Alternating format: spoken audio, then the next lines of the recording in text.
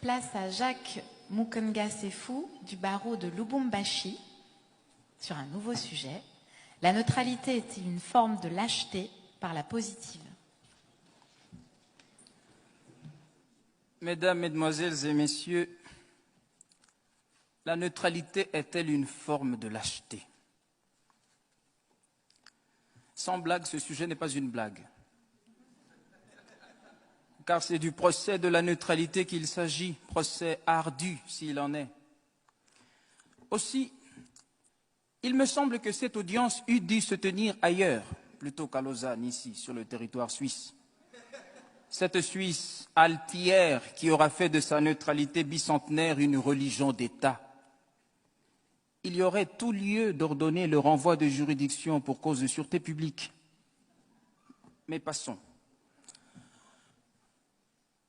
Honorables jurés, commençons par dissiper tout malentendu sur le sujet et voyons en quoi le neutre diffère à la fois de l'éclectique et du partisan.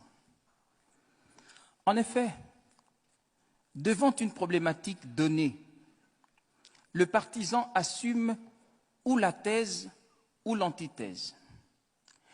L'éclectique se situe à califourchon sur la thèse et sur l'antithèse dont il tire une synthèse, alors que le neutre, lui, se refuse de prendre parti, ni pour la thèse, ni pour l'antithèse, ni pour la synthèse, ni pour l'un, ni pour l'autre des deux antagonistes, ni pour Césaire, ni pour Senghor, ni pour Voltaire, ni pour Rousseau, ni pour ni contre l'avortement, ni pour ni contre la peine de mort. Et pour être contemporain, le neutre n'est ni pour le Grand Barça, ni pour l'autre équipe.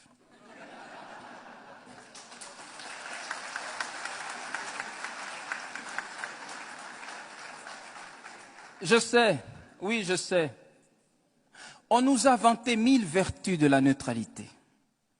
On a répandu que la neutralité serait la sagesse de la prudence ou la prudence de la sagesse, que la neutralité préserverait de la vengeance, de l'affrontement, qu'elle garantirait la paix républicaine.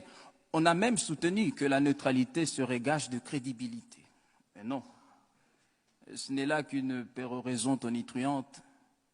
À dire vrai, Dieu sait que toute neutralité cache une lâcheté qui a honte à s'avouer.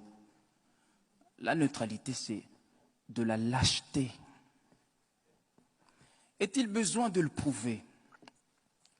En fait, vous le savez bien autant que moi, la raison humaine est jugement et le cœur humain est parti pris. Il en résulte qu'aussitôt qu'éclairé par les données d'un débat ou d'un conflit humain, on ne peut pas ne pas prendre parti. La neutralité donc, si tant est qu'il soit possible d'être neutre, la neutralité, dis-je, n'est qu'une posture d'imposteur, adoptée pour le besoin de la cause ou pour la cause du besoin. Un leurre, une ruse. Et Pierre Billon a eu tant raison d'affirmer que la neutralité est une chose qu'on trouve dans les discours, pas dans le cœur des gens. Dès lors, si s'interdire de clamer tout haut ses convictions par peur d'en subir les conséquences n'est pas de la lâcheté, si s'interdire l'action par crainte de représailles n'est pas de la lâcheté, si, mais enfin, voir l'injustice et passer son chemin n'est pas de la lâcheté, admettez néanmoins que cela y ressemble beaucoup. Non, jamais, jamais. La neutralité n'est pas une vertu. Des individus aux États, elle reste une veulerie. Et quoi? Un ami qui a fait vœu de ne jamais prendre parti pour personne. Non, merci. Et en quoi serait-il donc mon ami, lui qui ne porterait pas sa part de mon malheur? Que la neutralité nous préserve du chaos de l'affrontement. Oui, j'entends bien. Autant heureusement qu'elle permette à l'injustice de prospérer.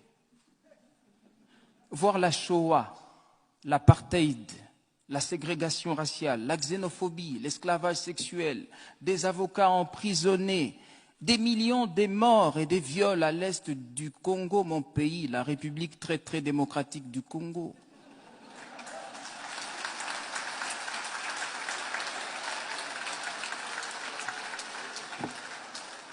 Mais oui, voir tout cela et passer son chemin. Ah oui, mais c'est cela l'héroïsme de la neutralité. Et dire que la paix perpétuelle de certains est à ce prix, comme si, au-delà de la patrie, il n'y avait pas l'humanité.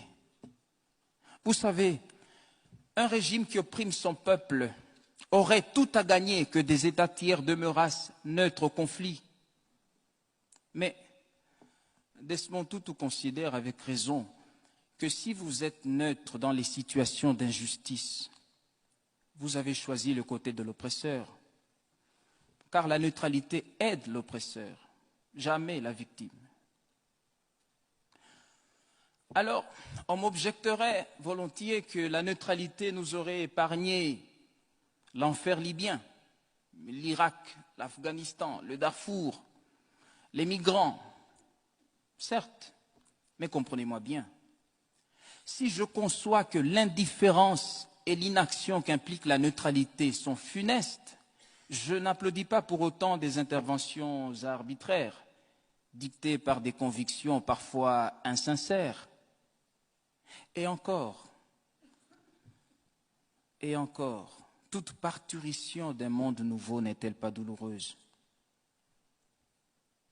620 000 soldats tombèrent sur le champ de bataille durant la guerre de sécession qui déchira l'Amérique de Lincoln. Mais il y avait un message de justice dans le crépitement de chaque balle tirée durant cette guerre-là. Oui, ces crépitements d'obus étaient autant de voix qui s'élevaient en chœur pour rappeler, si besoin en était encore, que tous les hommes naissent libres et égaux en dignité et en droit. Les Noirs aussi.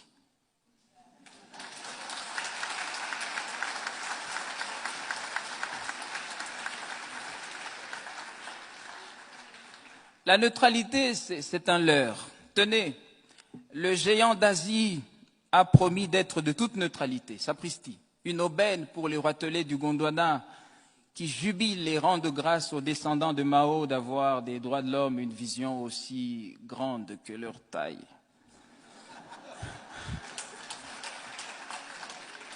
Mais ne vous y méprenez pas. Pékin se tait parce que Mao est à table, la table de Mendeleïev.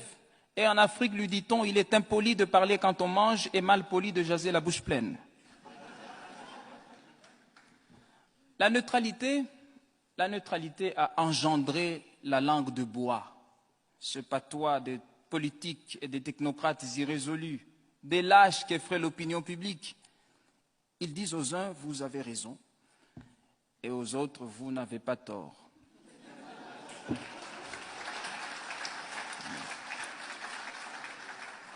Mais je veux dire, il est honteux d'être sans honte. Est-ce cela la politique? Voilà, mesdames et messieurs, il ne me reste plus rien à prouver. Oh, que si. Vous rappelez que Dieu même a en horreur la neutralité. Ainsi, parce que tu es tiède et que tu n'es ni froid ni bouillant, je te vomirai, déclare-t-il.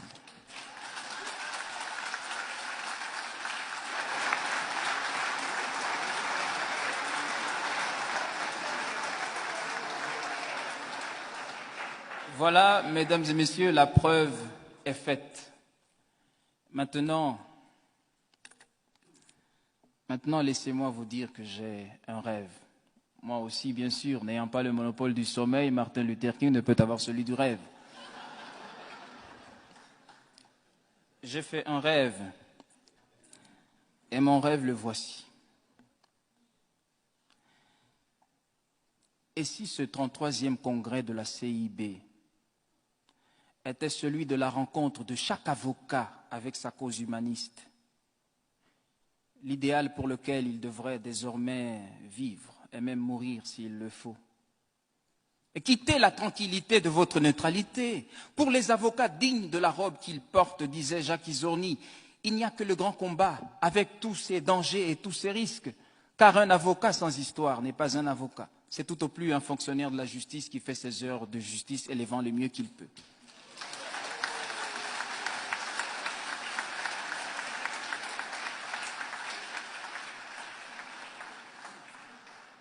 Quittez le confort de votre neutralité et descendez dans l'arène, vous mêlez des choses qui ne vous regardent pas. L'humanité vous en saura bien gré. Comme Zola pour Dreyfus, accusé. Comme Voltaire, donnez à graver cette épitaphe, il défendit Calas. Comme Sartre, Che Guevara, soyez de tous les combats. Comme Mandela, quittez votre robe d'avocat s'il le faut et allez vers le large. Et comme Vergès, sauvez Jamila et épousez-la.